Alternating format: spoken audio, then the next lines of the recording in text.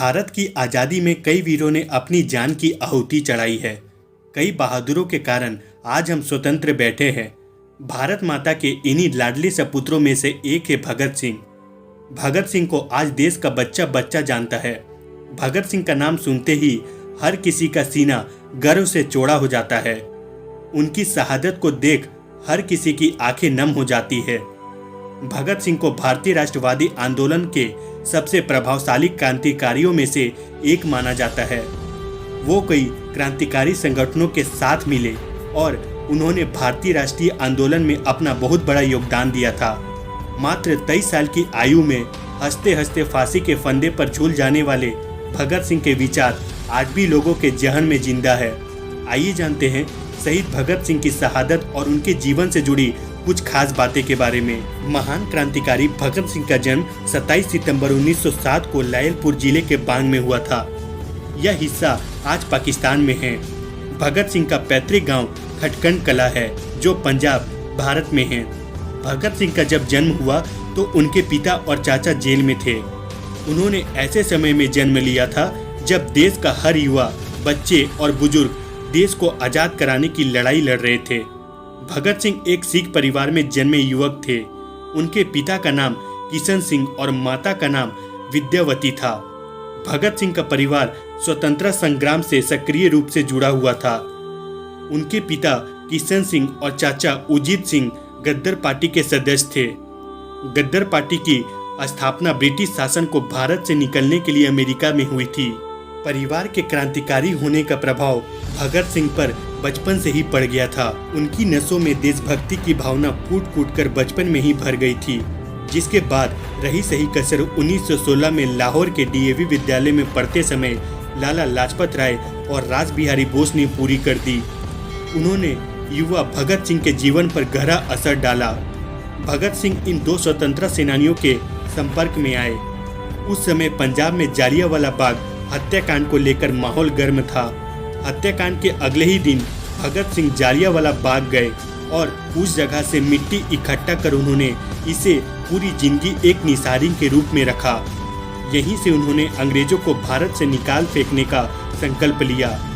इसके बाद 1921 में जब महात्मा गांधी ने ब्रिटिश शासन के खिलाफ असहयोग आंदोलन का आह्वान किया, तब भगत सिंह अपनी पढ़ाई छोड़ आंदोलन में सक्रिय हो गए। साल 1922 में जब महात्मा गांधी ने गोरखपुर के चोरी चारा में हुई हिंसा के बाद असहयोग आंदोलन बंद कर दिया, तब भगत सिंह बहुत निराश हुए। इसकी वजह से अहिंसा के प्रति उनका विश्वास कमजोर हो गया और उन्होंने उग्र होकर कार्य करने का फैसला किया। भगत सिंह ने लाहौर में लाला लाजपत राय द्वारा स्थापित राष्ट्रीय विद्यालय में प्रवेश लिया। यह विद्यालय क्रांतिकारी गतिविधियों का केंद्र था। यहीं से वह भगवती चरण वर्मा, सुखदेव और दूसरे क्रांतिकारियों के संपर्क में आए। एक समय ऐसा भी था जब उनका परिवार उनका विवाह करवाना चाहता था, इसलिए विवाह से बचने के लिए भगत सिंह घर से भागकर कानपुर चले गए।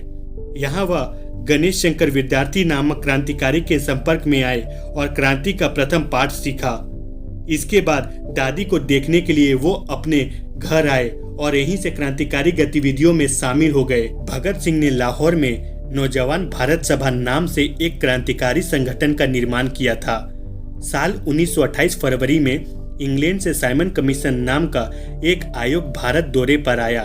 उसके भारत दौरे का मुख्य उद्देश्य था भारत के लोगों की स्वतंत्रता और राजतंत्र में भागीदारी।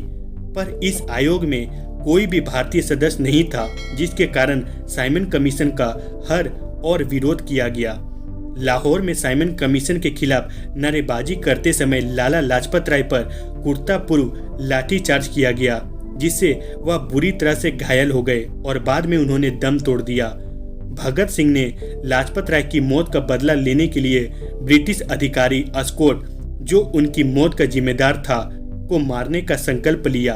उन्होंने गलती से सहायक अधीक्षक सैंडर्स को अस्कोट समझकर मार गिराया। मौत की सजा से बचने के लिए भगत सिंह को लाहौर छोड़ना पड़ा। ब्रिटिश सरकार ने भारतीयों को अधिकार छीनने के लिए दमनकारी नीतियों का प्रयोग किया। भगत सिंह ने अपनी इच्छा से केंद्रीय विधानसभा में बम फेंकने की योजना बनाई थी। यहाँ पर एक अध्यादेश को पारित होने की बैठक लगाई जा रही थी। यह एक सावधानी पूर्वक रची गई साजिश थी जिसका उद्देश्य किसी को मारना या चोट पहुंचाना नहीं था, बल्कि सरकार का ध्यान आकर्षित करना था। 8 अप्रैल 1929 को भगत सिंह और बटुकेश्वर दत्त ने केंद्रीय विधानसभा सत्र के दौरान विधानसभा भवन में बम फेंका। बम से किसी को भी नुकसान नहीं पहुंचा। उन्होंने घटना स्थल से भागने के बजाय जानबूझकर गिरफ्तारी दे दी। अपनी सुनवाई के दौरान भगत सिंह ने किसी भी बचाव पक्ष के वकील को नियुक्त करने से मना कर दिया। भगत सिंह ने खुद जेल स्वीकार की।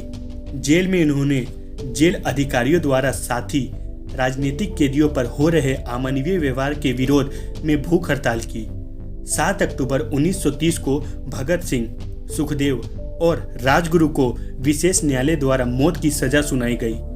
भगत सिंह को 24 मार्च 1931 को फांसी देना तय किया गया था, लेकिन अंग्रेज इतना डरे हुए थे कि उन्हें 11 घंटे पहले ही 23 मार्च 1931 को उन्हें 7:30 बजे फांसी पर चढ़ा दिया गया। भगत सिंह का इनकलाब जिंदाबाद नारा काफी प्रसिद्ध हुआ। वो हर भाषण और लेख में इसका जिक्र करते थे।